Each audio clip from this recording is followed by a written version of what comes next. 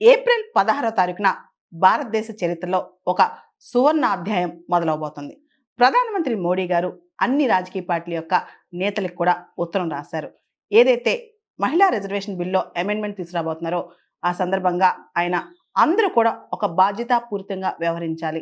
అందరూ కూడా మహిళల పట్ల వాళ్ళ రెస్పాన్సిబిలిటీ చూపించాలంటూ ఆ ఉత్తరం రాశారనమాట. ఆ ఉత్తరంలో ముఖ్యంగా 2026 తర్వాత వచ్చే సెన్సస్ కావచ్చు, ఆ ప్రాసెస్ తర్వాత జరిగే డీలిమిటేషన్ కావచ్చు, వీటన్నిటికీ మహిళా రిజర్వేషన్ బిల్‌కి లింక్ పెట్టకుండా 2029లో అంటే వచ్చే ఎన్నికల్లోనే మహిళా రిజర్వేషన్ తీసుకొచ్చేటట్లు లోక్‌సభలోను, స్టేట్ అసెంబ్లీలోను మహిళా రిజర్వేషన్ తీసుకొచ్చేటట్లు ఈ ప్రభుత్వం బిల్ పెట్టబోతోంది రేపు పార్లమెంట్‌లో. ఇది ప్రత్యేకమైన సెషన్ అని చెప్పుకోవచ్చు.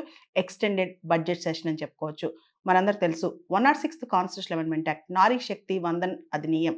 ఇది ఆల్రెడీ 3 సంవత్సరాల క్రితం 2023లో పాస్ అయింది.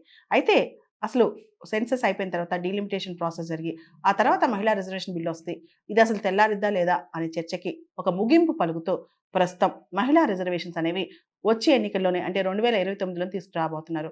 ముఖ్యంగా మన లోక్సభ స్థానాలు 543 నుంచి 816కు పెంచబోతున్నారు. ఈ తరుణంలో మహిళా రిజర్వేషన్ బిల్ అనేది చాలా ప్రాముఖ్యత సంతరించుకుంది. ఇక్కడ మనం గమనిస్తే గనక మహిళలకి రాజ్యం వచ్చే రోజు వచ్చేసింది. మహిళలు ఖచ్చితంగా చట్టసభల్లో అంటే లోక్సభలోను, అసెంబ్లీలోను ముందుకెళ్ళే రోజులు కూడా వచ్చేసాయి. ఇప్పటి వరకు కూడా భారతదేశంలో గ్రామ పంచాయతీలు కావచ్చు, అదేవిధంగా మున్సిపాలిటీస్ కావచ్చు, అంటే లోకల్ బాడీస్‌లోనే మహిళా రిజర్వేషన్ చక్కగా ఇంప్లిమెంట్ అవుతుంది. ఇక నుంచి లోక్సభలో, స్టేట్ అసెంబ్లీస్‌లో కూడా అద్భుతంగా ఇంప్లిమెంట్ అవుద్దనమాట.